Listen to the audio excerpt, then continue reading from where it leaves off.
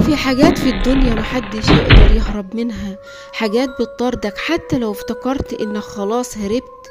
لو بتسمعني دلوقتي فاعتبر نفسك داخل لعنة الوارث. السلام عليكم، اهلا بيكم في قصة جديدة من قصص الرعب مع امل. انا نور الدين، وعمري ما كنت مجرد واحد بيخاف من العفاريت. يمكن علشان وانا صغير كنت بشوف حاجات غيري مش بيشوفها، يمكن علشان الحاجة اللي جوه دمي مش زي اي حد. المهم البيت ده ما كانش غريب عليا، انا حاسس ان في حاجة فيه بتخصني، حاجة قديمة، حاجة مستنياني. كنت قاعد في الأوضة، الجو تقيل والهواء بارد بطريقة مش طبيعية. حسيت بيه قبل ما يظهر.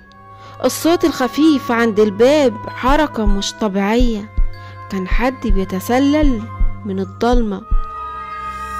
الباب فتح لوحده لكني ما اتحركتش، عرفت انه جاي. طلعت الإشارة اللي كنت حاسس بيها، ريحة تراب قديم، ريحة خشب محروق، ورائحة شيء ميت لكنه لسه بيتنفس. وها هو ظهر، يد طويلة وسوداء خرجت من الفراغ بتحسس الهواء بتدور على حاجة، يمكن عليا أنا. ابتسمت بسخرية وقلت بهدوء: فاكر نفسك هتخوفني؟ لا، أنا اللي مستنيك. اليد وقفت لحظة، تردد.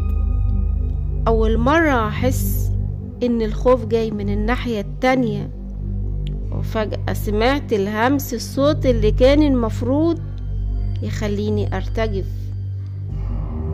مشيوا وسابني، لكن بدل ما أهرب لفت ببطء وواجهته.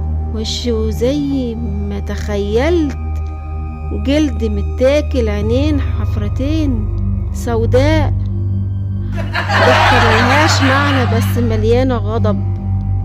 هرب مني لكني ما بعدتش، بالعكس مدت ايدي وأشرت بأصابعي عليه وقلت: انت اللي اتسجنت هنا، وانا اللي هطلعك، بس مش بالطريقة اللي انت عايزها. جسمه اهتز كأنه اول مرة يسمع الكلام ده. حاول يصرخ، حاول يهاجمني لكني كنت مستعد. رفعت كفي، كان فيها الشيء اللي هيخلص عليه. ده تعويذة قديمة محفورة في جلدي، مش بحبر، بدم. وده كان المفتاح اللي هيفتح باب الجحيم أو هيقفله للأبد. في نهاية القصة استنوا الأجزاء اللي جاية، أجزاء الوارث. تابعوني واشتركوا في القناة وفعلوا زر الجرس، ما تنسوش، واللي ما اشتركش في القناة يشترك فيها، واستنوا مني كل جديد. وقولوا لي في التعليقات ايه اللي عجبكم او ايه اللي لاحظتوه، ويا ريت اللي عنده قصة او حكاية يكتب لي في التعليقات واعمل له حلقة خاصة بيه. واستنوني في كل قصة جديدة، وكل قصة رعب، وكل حكاية فعلا حصلت. والسلام عليكم ورحمة الله.